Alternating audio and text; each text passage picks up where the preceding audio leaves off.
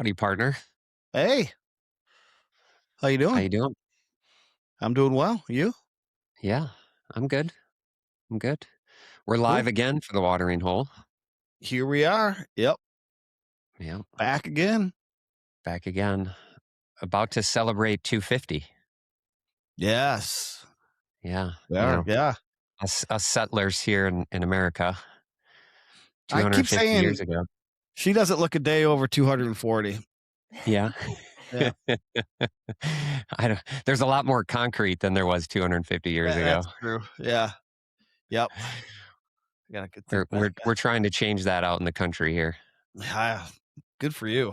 I should Yeah. join you. Speaking of uh joining us, just real quick, we've got a distinguished guest, so I'm going to let you introduce her. But I very just to kind of create some symmetry, since I don't have a cowboy hat, at least one that looks good on me, I've got my daughter's college represented here. So that's why I'm wearing the t-shirt today. So So like you, and I think the rest of the family, your daughter is in the fine arts, right? She's she is. musically talented as well as artistic as well. Is she artistically? Well, she is. I mean, she's going into performing arts, so she's her artistry is she is a singer-songwriter in addition Okay. to wanting to perform on stage. Her dream is to be on Broadway in musicals. She would probably settle for just being in the ensemble, but I think I'd love to see her take center stage at least once.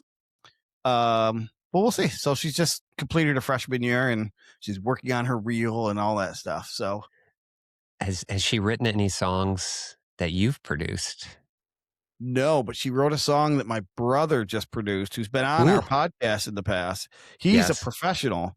And it sounds great. It's called 60% Chance. It's going to be coming out this summer. It's about being in Michigan in April and lamenting the fact that there's a 60% chance of snow and in April. And we're not here to talk about my daughter, but she relates that to a relationship that should be coming to life in the spring, but she can tell that there's a 60% chance that it's going nowhere. And I Hmm. just thought it's so brilliant. I get chills just thinking about it. It's so awesome. Yeah. So her performing name is Jillian Louise. So look her up. She's got a song out now, Jillian Louise, in another song coming out this summer. Why don't we just put that in the show notes? Because today sounds like a day where we're bragging about daughters, which is always a Yes, good thing. I mean, it dads who get to is. brag about their daughters is pretty cool. We just passed Father's Day, so let's keep the momentum rolling. We sure did. And this past Father's Day, I get to celebrate Brooke here. We had her graduation party, so Brooke is now graduated from high school. Welcome to the show, Brooke. Thank you. Welcome back to the show. Almost. This is Bullhorns and Bullseyes season 3 has been all about repeat guests, and Brooke was sort of a last minute party crasher on our podcast. Was that season 1? It was season 1. I'm trying to remember. We were sort of talking about oceans, right? Wasn't it kind of an oceans color, fire? Like Terry Bean. That's who we It had on the was show. Terry Bean. Good Terry memory. Bean. Nice. And Terry Bean was instituting something new, which you and I could sort of relate to. We've been in the workplace for a number of years, and we've been through these DISC assessments. We've had Mario on.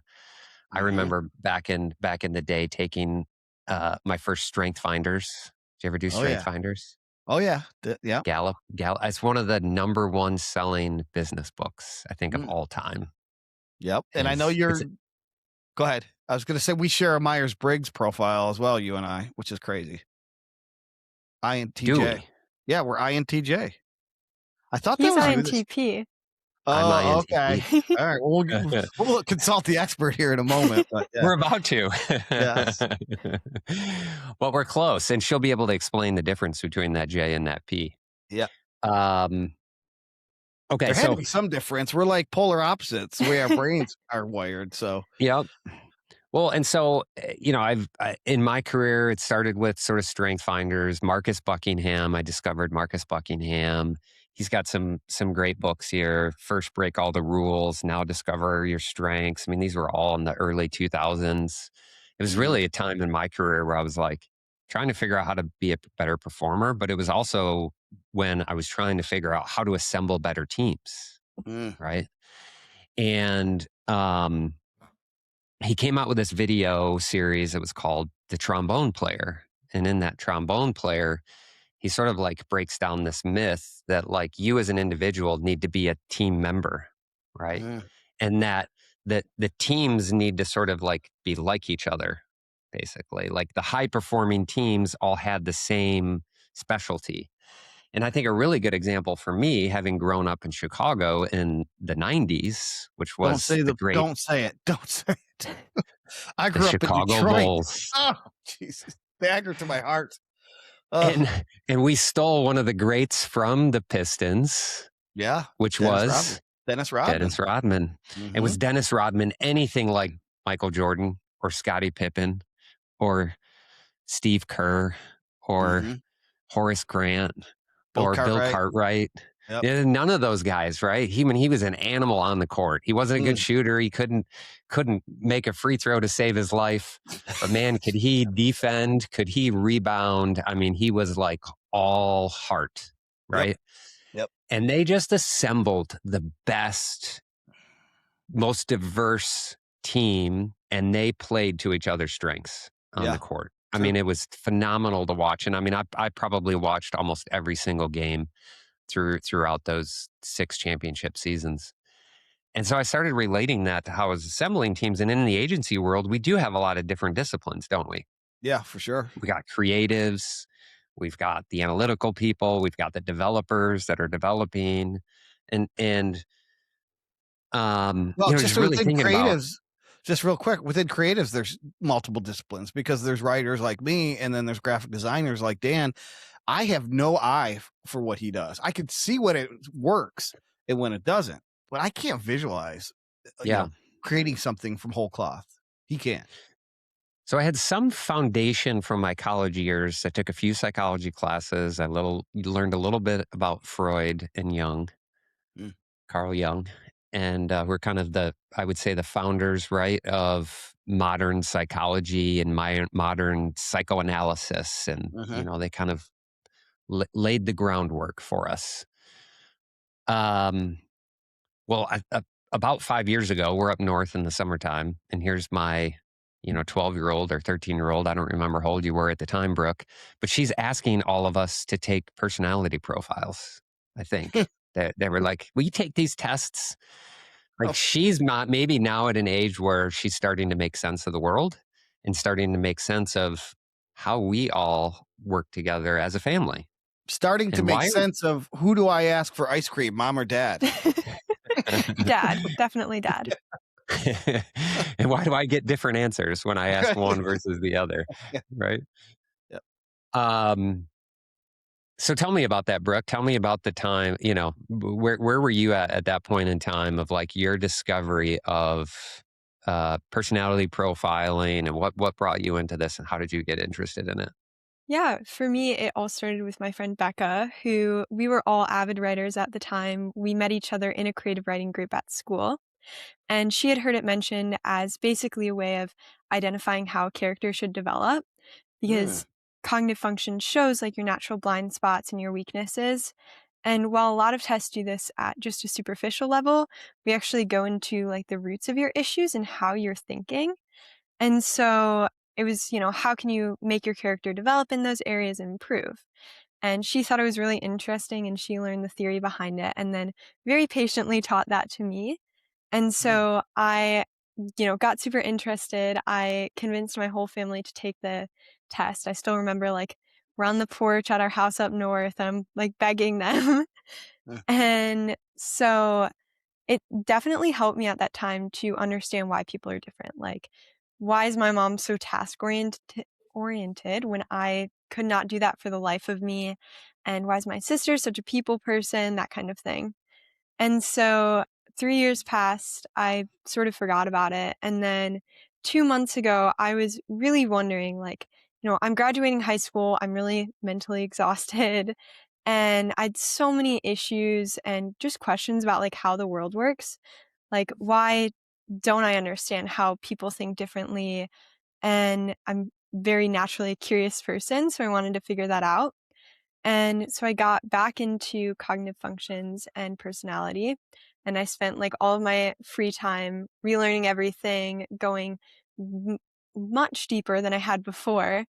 I read Isabel Briggs-Myers' original book, Gifts Differing, from 1980, and I started applying it to all these questions I had, and it's helped me a lot. So I've been starting to use that in more things like AI, and I found it can be so helpful for everything from, yeah, team building to self, like developing yourself and even, putting it into more technical and practical fields. Tom, have you ever done anything like that? Because you're an author, you've written a couple books. I've read them. Yep. How did you, I don't know what's the word, like type your characters in Archetype the them. book? Well, I can't give it all away because that would give away the twist endings. I never, as she was saying this, I was thinking, oh, shame on me. I've never done that level of depth with my character archetyping. I should. Maybe I do, though. You know what, though? I don't do it in the formal way, and I've never been trained on this like Brooke has.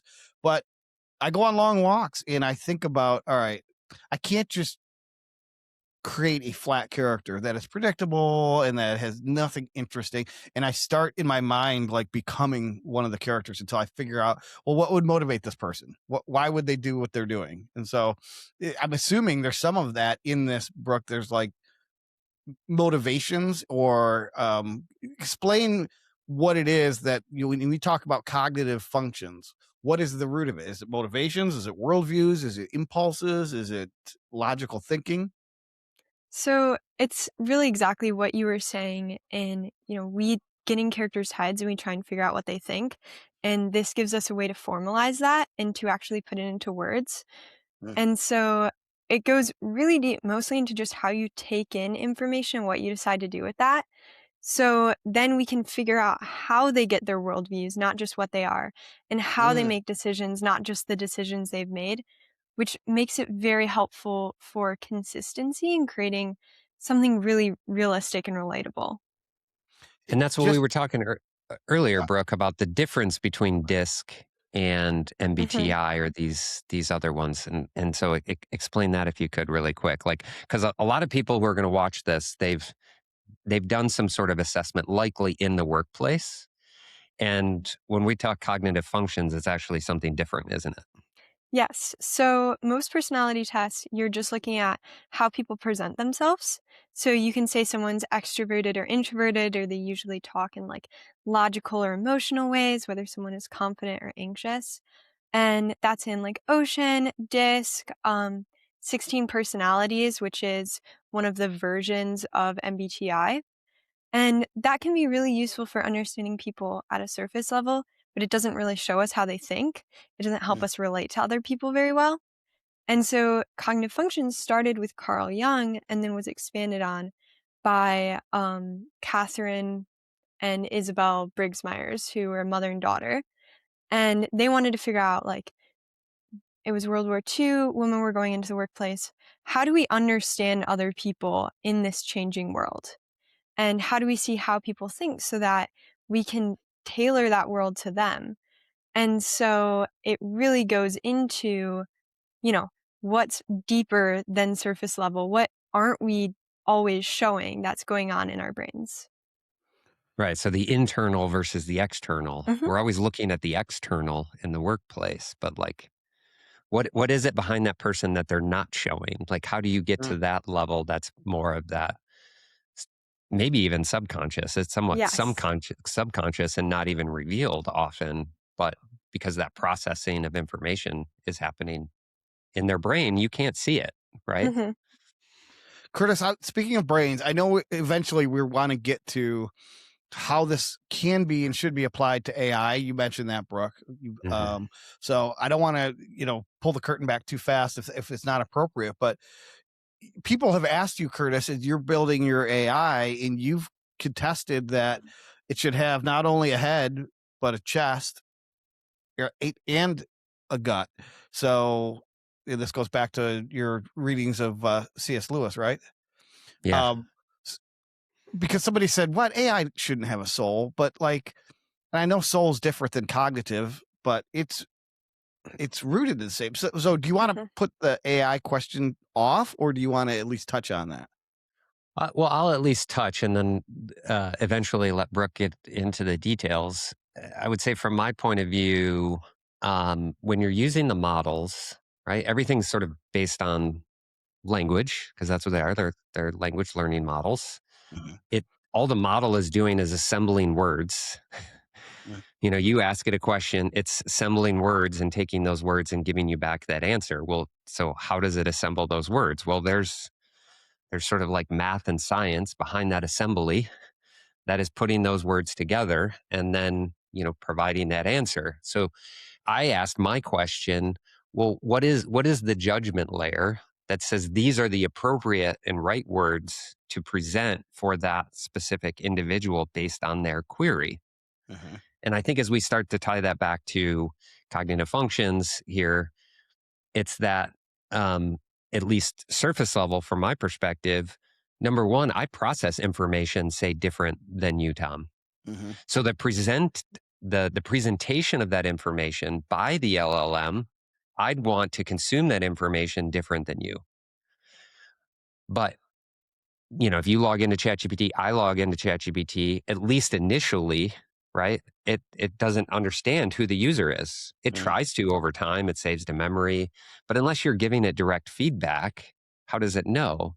So my first thing was like, well, what if I put my own profile in my user profile? I tell the AI, this is how I like to process information. Mhm. I want factual, I want it direct, or do I want to explore ideas?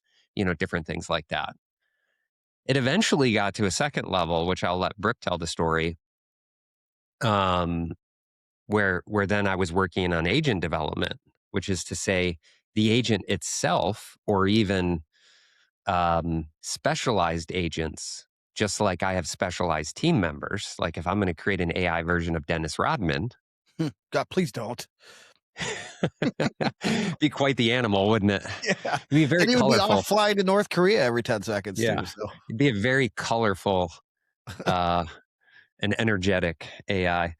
Um, But yeah, I think, if I were to create a creative agent that's going to be creating graphics versus a copywriting agent versus one that I want to do SEO work, how they Mhm. process information, not just the outputs, again, how I want it to ingest the information I'm providing it is different. And so before we go to that though, Brooke, are there more details about, because I think when we say cognitive functions and we're saying there's this difference between them, what are they exactly? Like when we say cognitive functions, what is it? Yeah, do you want me to put up the slideshow? Yeah, go ahead. Okay, here we go. So basically, it comes down to two things that we do: perceiving and judging.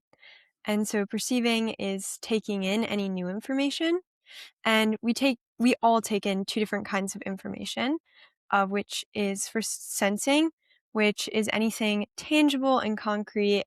Um, and it's usually, things we pick up with the five senses and any like information that's very clear. And then intuitive, which is more what's implied. So it's abstract information, it's implications, including patterns, connections, meanings, and possibilities.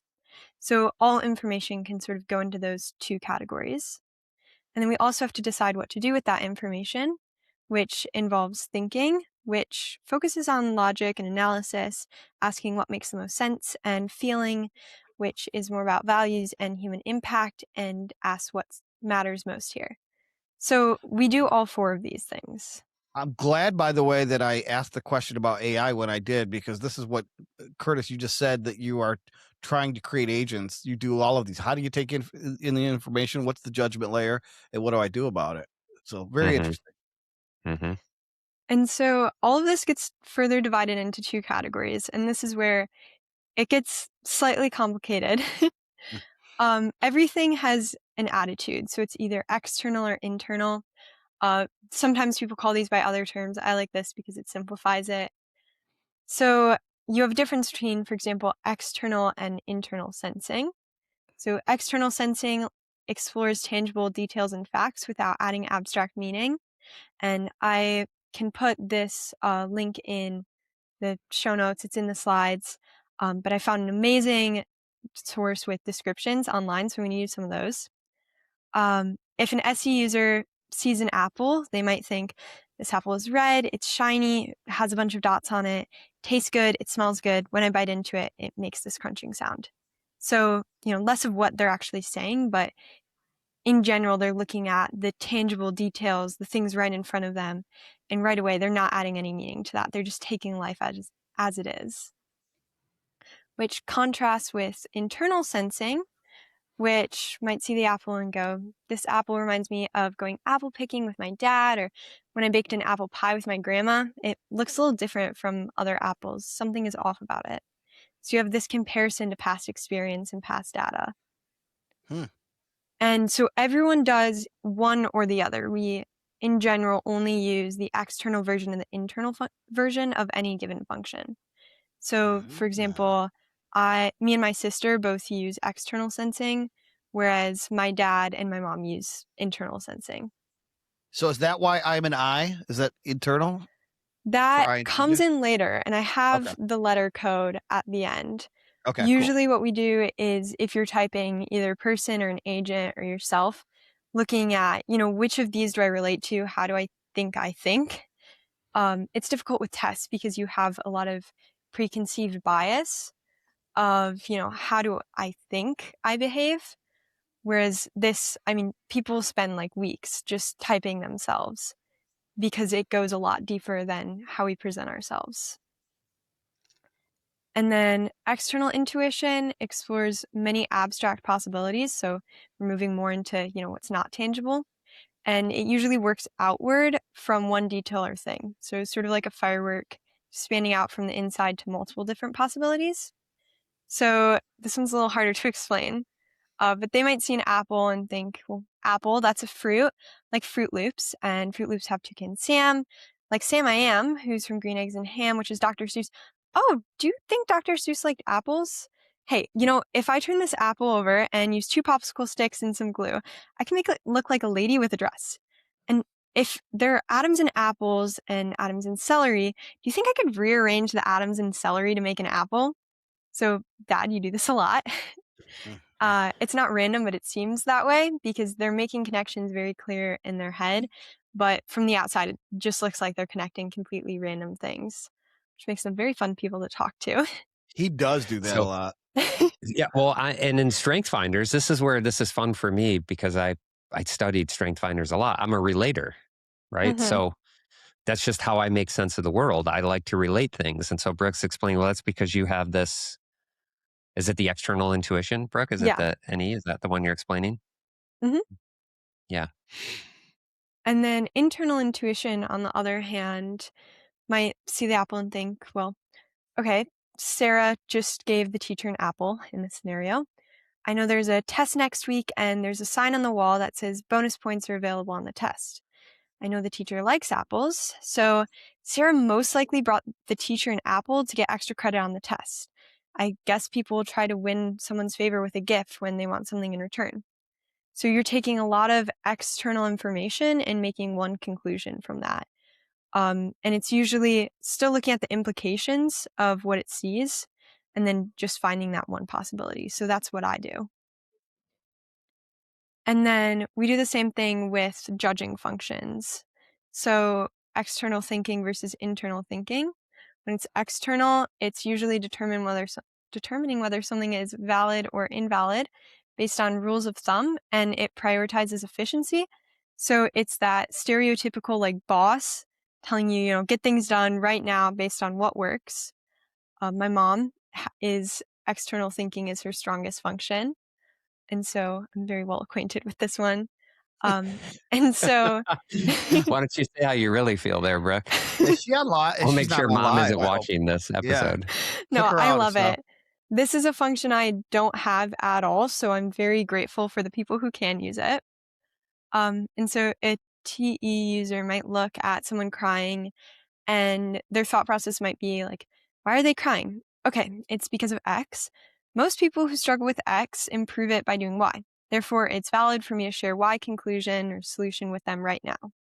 So they're looking at the issue logically and they're looking at sort of your general rule of thumb. Whereas internal thinking, which is my dad's dominant function, determines whether something is logically valid or invalid based on internal logical consistency, and it usually prioritizes accuracy over time. So sort of building an internal framework of logic. So they might think, well, this person is crying. Soothing a person requires emotional intelligence. I struggle with that. This person hates not being soothed. I would like to retain a friendship with this person. Sorry, the dogs are barking. Yeah. And I should say something to show my support in order to keep this friendship. I hope you feel better. And so you have their personal experience, the personal rules they've come up with, and going through those to get a conclusion. It's very precise. And thinking functions focus more on logic than interpersonal harmony, but that doesn't mean that someone using those functions is poor at that. And same with the feeling functions doesn't necessarily mean you're a super emotional person. External feeling determines whether something is morally right or wrong based off of rules of thumb. So similar to extroverted thinking, they might think normally when people are hurt, they just want support and a shoulder to cry on. Therefore, it would be considered good if I hear them out and validate their emotions. So they're focusing a little more on like the normally or what would be considered good. And internal feeling, on the other hand, determines whether something's morally right or wrong based on their internal or personal values.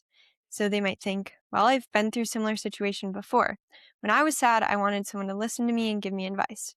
It would be a good thing to do that for my friend now because I want them to feel better. So it's a little bit more personal and more subjective. So does that make at least a bit of sense? It does to me. Okay. Mm-hmm.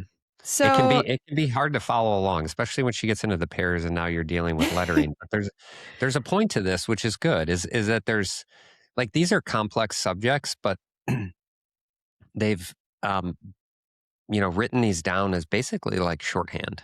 And I think this yes. is what I eventually want to connect for people is like this shorthand can be used because behind the shorthand is a very nuanced and sort of complicated, I don't know, what would you say, Brooke? It's like a, architecture. It's a thinking Yeah. and perceiving style. So So yeah, this is the part he was saying is a little complicated. So we have 4 of these functions. 2 of them are perceiving and 2 are judging. And people will disagree on the nuance of that, but in general, it's a good rule. And all functions are going to come in pairs. So for your perceiving functions, if you perceive sensory information externally, so SE, then you must perceive intuitive information internally. Because otherwise we'd either be living completely in the outside world or have no ability to interact with the outside world. So it's a necessity that we have a balance between them. And the same for the opposite. If you have external intuition, then you have internal sensing. And then with the judging functions, external thinking goes with internal feeling, and external feeling goes with internal thinking. Because if you only had internal functions, then you would have no ability to relate to the outside world. But if you didn't have internal functions, you'd have zero sense of yourself. So we put these in a stack based on not what we use most, but what's most natural, what we default to under stress. Usually that's our strongest, but it can definitely change. So the first one is the hero. It's what's most natural and comfortable. So for me, my hero is internal intuition. So I'm constantly comparing things to this internal framework of how I understand the world and trying to process information through that. I'm usually looking at not so much the specific information I see, but I boil that information down to these sort of general rules I can follow of how the world works.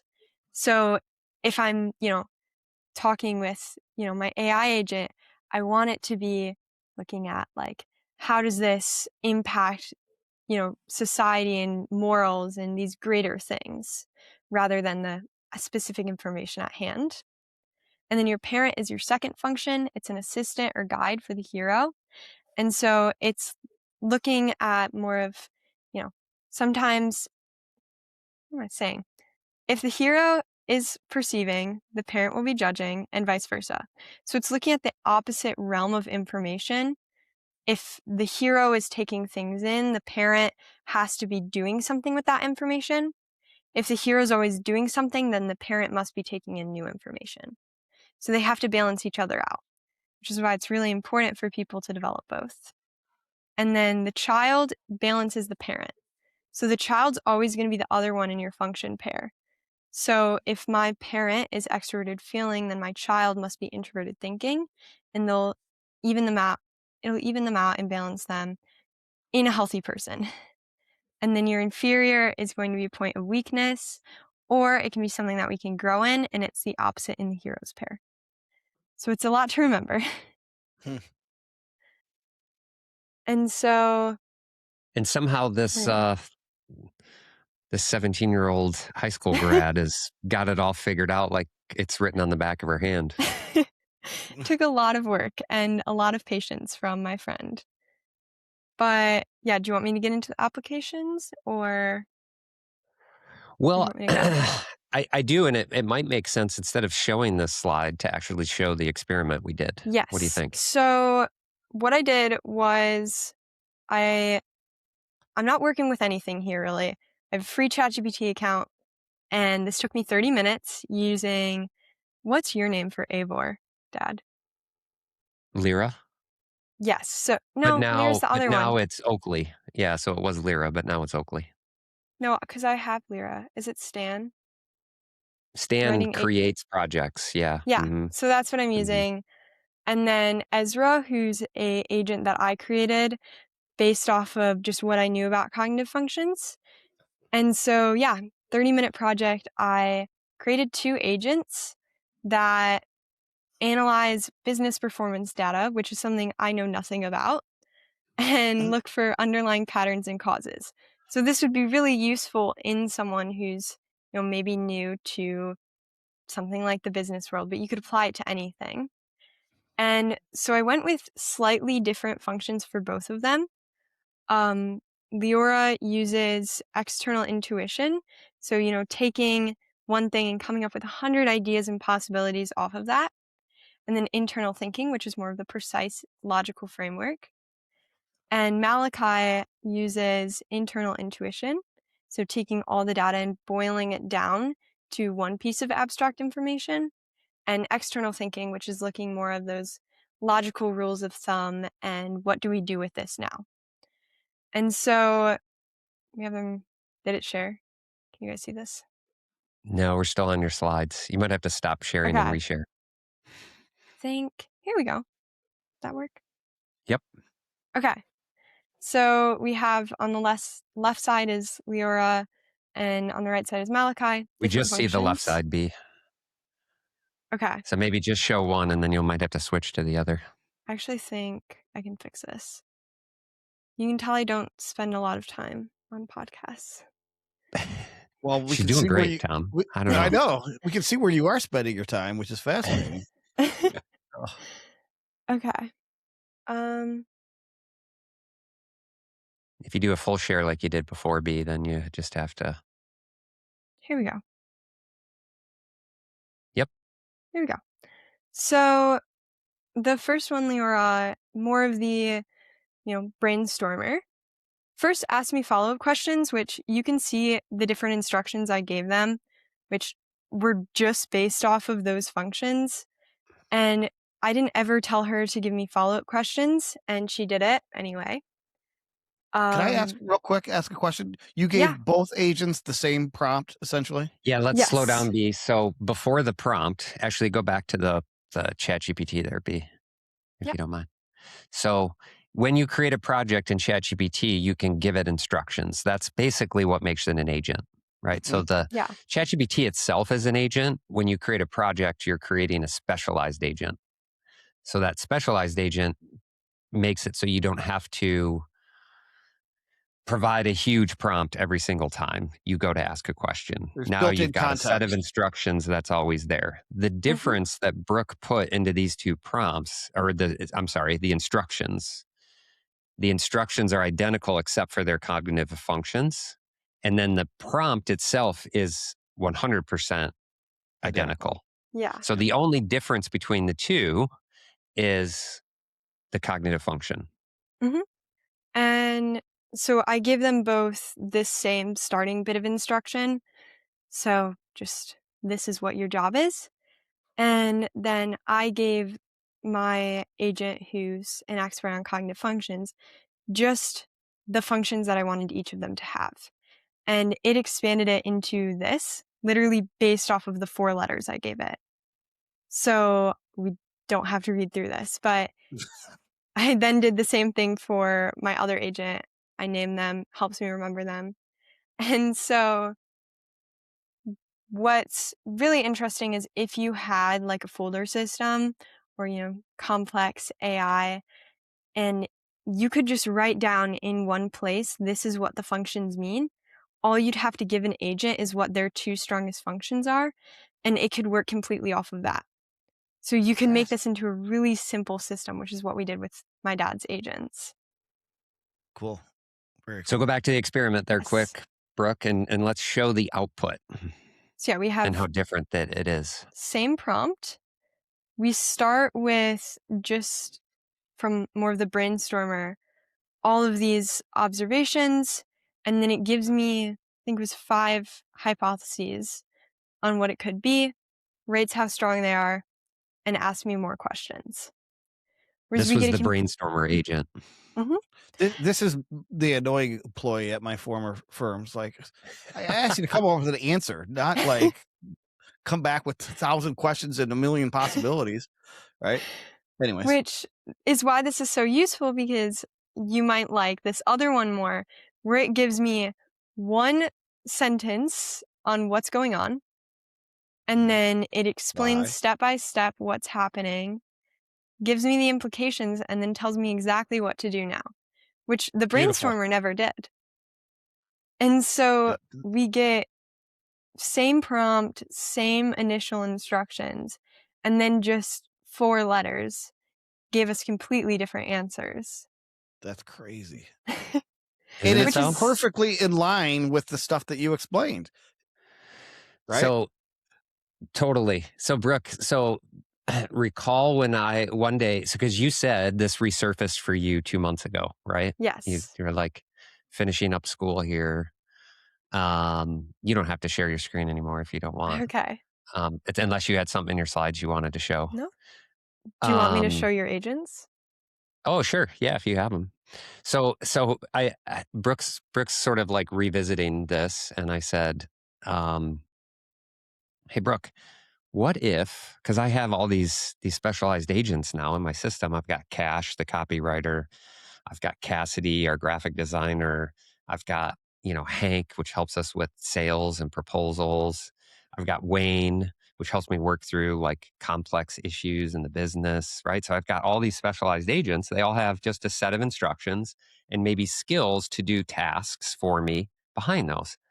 And I was like, Brooke's talking about it around the house again, and she's like typing us. She's making sense of like, well, mom likes lists because she's what would you say, Brooke? What's mom? She's an ESTJ is her 4 letter. Yeah. And so I'm like, if I had an agent that really liked tasks and wanted to go sequentially through those one by one, I would map that agent like mom. Mhm. Right. Or if I want somebody who's more creative, or I was like, hey, Brooke, you know Tom a little bit. What would his type be? And what if we made Cash like Tom? Because I wanted him to be, make sense of the world in a storytelling narrative format. What would that look like, right? So let's start with Cash. Go ahead, but I want to Yeah. start So with we Cash. sit down one night. Brooke, tell how that went. I just typed up some very basic explanations of the functions, and I was asking, okay, what does this agent do? What does it need to do? How do you want it to think? What do you want it to care about more. And so we started going through one by one. I think there were 18 that we typed by the end of the night. So for example, Cash actually ended up being the same functions as me. He's supposed to, produce all the client content, so mostly writing. Anything else on him that's important? No, mostly writing. Yep. And so we knew we wanted him to be very focused on what's the underlying message in the branding, what's the main idea that we're trying to get across, and then how do we relate that to our audience, and how do we pull at the heartstrings of the audience. Beautiful. So we combine internal intuition, which is looking for that pattern, with external feeling, which is looking for the values and the impact on other people. And then in sort of contrast, Pike is supposed to just be looking for different things that the target audience is saying online. And in their exact words, what do they think? It doesn't need to find any meaning behind that. And so we went with external sensing, which just looks at the real world without adding any meaning right away. And internal feeling, which is looking at the values of the organization, because it needs to see how does this relate to, what the organization cares about and what our message is. Can I react to that real quick, Brooke? Because I think I am most closely wired to Cash, right? Which makes sense. I'm a copywriter. And Curtis, if you know anything about me, I always maintain that you first have to establish truth. What is doctrine? And once it's established, I want to know what it is, because everything I'm going to do is rooted in that underlying pattern, as it says here, right? But what do I always say? Don't look at the mirror, look at a window. And Yeah. you're not talking about yourself. You want to talk about what things mean to the customer or the prospect or the audience. So this is another way of saying what I've been saying for 20 years. And it's because I'm wired this way. I mean, I use the word wired, but my cognitive functions are this. Yeah. So it'd be interesting to see if I'm a Nephe or whatever I don't know how you say it, but. And the 4-letter code, because if you look up 16 personalities or MBTI, they come from this. So they use the same 4-letter code that I believe it was the Myers-Briggs family who came up with this. So that would be INFJ. Whereas Cody would be the same as my dad, and very much in line with the IT experience. He's building and troubleshooting WordPress sites and all sorts of technical things. So Can we you went explain, with Brooke, the four, because as I said earlier, Curtis and I match up until the fourth letter. So what is an I and T, and then where it diverges is the P or the J. So explain that. What is an I and T, P or J? Let's see.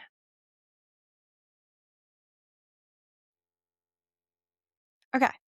So if we look at, again, that function stack, let's say that someone's figured out that their most natural judging function is internal thinking and their most natural perceiving function is external intuition. And if they could have either of those as their hero, the other one would just be the parent. But let's say internal thinking is their hero. So the parent would be the other strongest function, and it has to be the opposite in judging or perceiving. And then we know the opposite of external intuition, the parent, is internal sensing, because N changes to S, E changes to I, while staying as a perceiving function. And then we flip the inferior from the hero. So thinking becomes feeling, internal becomes external. So we write that first as this 8-letter, which you only need the first half to figure it out, which is why for the agents, I just gave them the first 2. And then, I don't know if I have the second slide here. So what we do is we start with the I or the E, which normally people would think of that as extrovert or introvert, which usually that's true, but the way we define that today isn't the same as what it means in cognitive functions. So in this case, we can see the hero function is an internal function, so that's I. And then the second is either N or S, based on whether the strongest perceiving function is intuitive or sensing. In this case, the parent is intuitive, so IN. And then TF is thinking or feeling is more natural, So T. The PJ is the most confusing one. P is for perceiving and J is for judging. And it's asking which of those is their strongest external function. So even though in this case, their strongest function is T, so it's judging, it's internal. So we don't really care about that right now. We look at their second external intuition. So it's external perceiving. So P. And so that's how we get INTP.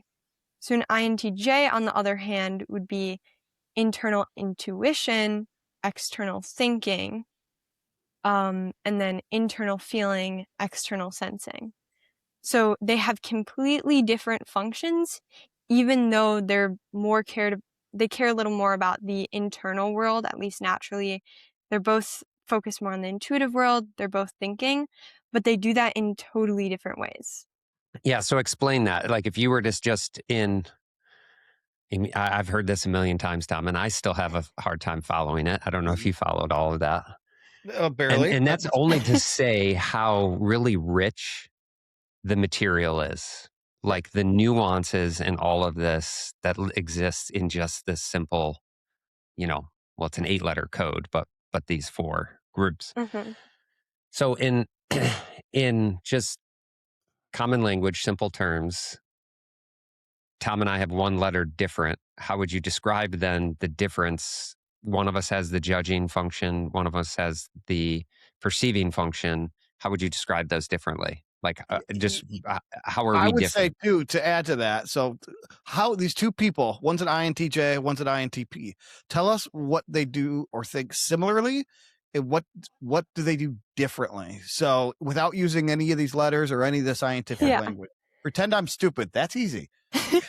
So the same thing would be that they're very focused on sort of maybe what's going on in their heads. They're more likely to live in the clouds, more likely to compare things to their own knowledge or experience. And so these are the people that we commonly think of as introverts, not because they're quiet or socially awkward, but because they want more time to process and recharge. And then they're both... Exactly. So it goes a lot deeper than like, I don't like social interactions, because I'm an introvert, both in the normal sense and in the cognitive function sense. Those have totally different meanings. Mm-hmm. And then both intuitive, so caring less about the actual facts in front of them and more in what those facts could mean. Mm-hmm. And then when you come to thinking, they're both going to put more value into what is logically correct. Not so much what do I care about this, what will other people care about this, but does this make sense? Yep. And then with the difference in perceiving or judging, that P or J, that just changes what part of that is external or internal. So when you look at the INTP, they're going to care about, what's my logical framework that I built for the world? How do I understand the world based on what is correct and incorrect? And then what possibilities can I come up with off of that? Whereas the INTJ is going to be looking at what is my framework of the implications of everything in this world and how the world works? Not so much whether it's right, but what underlying patterns there are. And then how can I put that logically into action and something I can do now to change the physical world? So sort of that, boss idea of what do we need to get done right now to make this happen? It's almost like, Tom, how I found like both of our curiosities for why, how, what, but you actually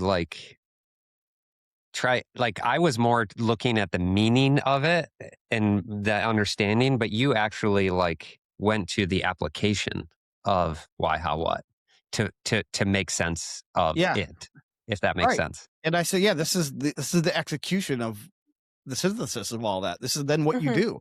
I have a why, how, what framework called brand voice. It's interesting too. One thing we didn't mention, I don't know if you're familiar with it, is the Colby, which is another one of these. It's very simple, but it's designed to help teams interact with each other, rooted in a lot of the same things. But when I was at my first agency, there was something called Fact Finder, There was some, Mhm. and then on the opposite end of the fact finder was I can't remember what it is. Basically an action taker. And then, so my one partner, whenever it was presented with a challenge, would forever like want information and then consider new possibilities. And well, what have we asked Mark what he thinks, you know? And the other person who takes the action, my other partner, was like, we already know the answer. Why are we still deliberating this? And then I was the third prototype or personality type called the moderator. This is going to come back to what Curtis just said. In the moderator, which is, I think, a pretty uncommon profile, has a ton of fact finding, will not just jump to action, a lot of fact finding, figuring out what it means. And then, oh, it's a quick start. So the person on this other side is a quick start. Then it's a quick start, then turns into a quick start and says, we're moving forward based on this. And let's not relitigate it. And if you come back to me later and say, hey, did we ask what Mark said? Nope, we already made the decision. We're not going back and asking what Mark thinks. We're going. So it's like I was the moderator. So translate that into what you now know about me, which is I'm an INTJ. Yeah, and that's interesting because in some ways I'm very similar, INFJ. So we both have the same dominant function and that trying to find the underlying framework. But then I'm looking at more of how does this affect the people around me based on, the values we share, and how does it compare to my internal logic framework? Whereas for you, if you're an INTJ, would be more of what can we logically do with it? And then how does this affect my internal values and what I care about? And so to what you were saying, like I would also spend ages on that, like finding new information, thinking about it, refining it stage. I'm less likely to even get to the stage of doing something with it because to me, it's more about the internal framework. And so I don't need to logically put it out into the world as long as it matters to me, which can be Interesting. a weakness because then I, have knowledge but don't want to do anything with it. And so that's why it's so useful is now I know that about myself and I can challenge myself to do things like this where I'm actually forced to put that information into the real world, which is using my inferior function, sensing and interacting with the world around me. Fascinating. Well, we're in the home stretch here. So experts, the two of you, wrap this up and apply it to the real world now as we're building AI, we're using agents, we're creating agents. But Curtis, you and I talked about, was it last week or the week before, whatever it was, about how important it is to create AI that's yours, that has Mhm. your worldview and has your processes built into it. And now we're talking about cognitive function needs to be built into it. So who wants to go first, Curtis or Brooke? Like, this to me sounds critical in the age of AI, that if you're just like sort of not doing this work and you're asking Chat GPT with this long prompt every time to just execute something without this wiring, then who knows what you're going to get, right? Yeah. Yeah, Brooke, if you don't mind, I'll share my screen in a moment here Yeah. as we start to kind of wrap some things up. Um, and we'll let Brooke have the final word here because Perfect. she's smarter than both of us. You can think about that final word here, Brooke. Obviously. Obviously, yeah. Mhm. Talk about proud dad moment here. Yeah. So how we apply this, right? So here you're looking at, I have a bunch of agents here that are in, Brooke mentioned a folder system. This is a folder system, which I showed in a previous watering hole that we did, and shows my team of specialized agents here inside of Claude Code. And I have an orchestrator that sits at the top. That orchestrator's job is to simply load a specialized agent and load context based off of the question I'm asking it. So it doesn't assume and just use the average of the internet with its response. Mhm. So if I'm asking for a copywriter, I have a very brief then load with context and reference files and those types of things for Cash, the copywriter, and then this personality profile that we just discussed, right? So we've got ENFP, 2W3. This is short code, Brooke, right? That it Um, makes sense in here, but does it, yeah, which one is Brooke this? helped me develop all of this. And then we just added some additional layers to it: empathy first, structure second, SEO last, right? Cash is going to be writing some blog posts and different things. That's for sure. I'm SEO not last. concerned with the SEO. We write for the audience first, right? So I'm able to get all of this information in here very quickly without a ton of context because we're able to use the code. And what makes my specialized agents actually special? What makes Dennis Rodman special over Michael Jordan, who's the Mhm. greatest ever? Like, Michael Jordan cannot be Dennis Rodman. I don't want my copywriting agent to be like my, you know, creative agent that's creating graphics. They're different. What's cool about that too is your orchestrator knows this. So, and I've Mhm. done this. I made the mistake. I said, "Hey, can you have Radley write some social media posts for this client?" The orchestrator said that Radley doesn't do that. Radley's a writer, but not the kind of writer you're talking about. It said Right. Cash does this. I'm going to reroute this to Cash. It's like I barely even need to think anymore. I could just say, "Hey, Hemingway, do the work," and it'll know what he wants. Anyways, so I've seen this in practice. It's amazing. It's so Mhm. cool. And I didn't Yeah, even know it's that the all the cognitive function diversity. was built into it. It's the diversity of the work that you'd like to see in a human team environment, and that you get that diversity because of the way that those people see and perceive the world and make sense of the world internally, and that internal processing comes out in their work, Mhm. right? Yeah. And so I think it's just celebrating again our humanity and trying to take that in a constructive way and put it into AI, not to replace us, but I think to actually turn it into the tool that it hopefully can be for us, and using our own sort of DNA in that process. And that's, I mean, so when you mentioned worldview and those types of things, Tom, sitting above the personality is our values, is Our values. our values, right? As an organization, as individuals, those are imprinted into this at a top level, which means there are non negotiables. Mhm. There are things that not only that we want to accomplish, but that we refuse to do and we will not compromise on.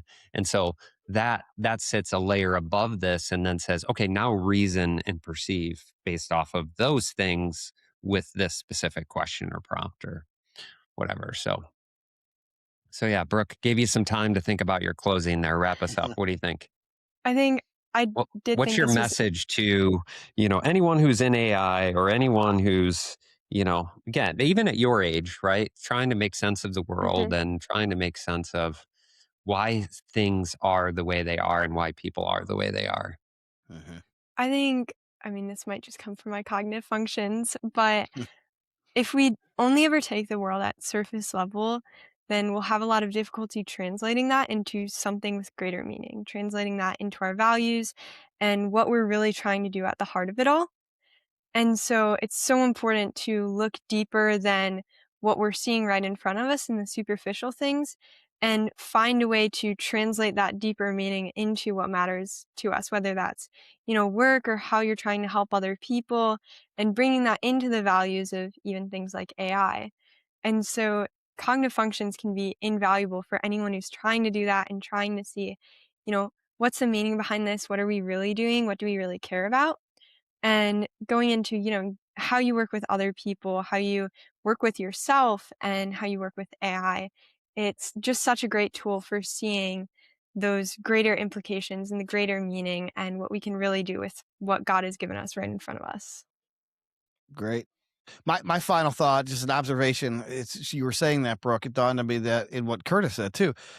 In a sense, AI is replacing humans, or at least replacing some of the work that humans have historically done until recently. Which means you need to create machines that have some sense of what it is to be a human, or you're taking all the humanity out of the work.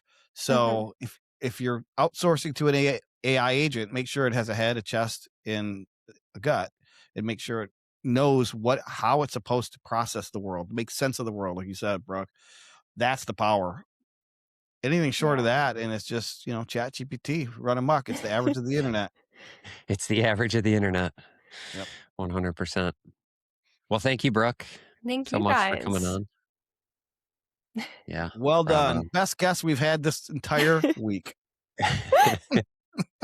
No, this is fascinating, Brooke. Appreciate it. You're whip smart on this stuff.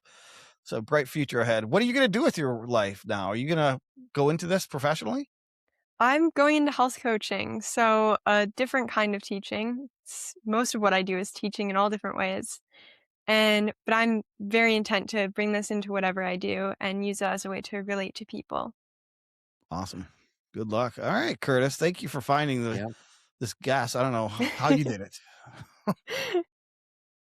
I I made her somehow. I was a part Yeah. of that process. So, Yeah. This is back when we used to make humans. You made yep. a human agent named Brooke. Mhm. Thank you for that. Cool. Well, we'll see everyone on the next watering hole next Friday, 11 a.m. Eastern, I think. But we're going into a holiday weekend, so we might take that Friday off. But we'll be back. And then, of course, every other Tuesday, you've got Bullhorns and Bullseyes with other distinguished guests who share their brilliance with us in the world. So make sure you're subscribing to that. That's anywhere podcasts can be found. Look at our Substack, which is where we're having all of our fun conversations. And I guess we'll see you around the watering hole next time, huh, partner? See you soon. See you, everyone.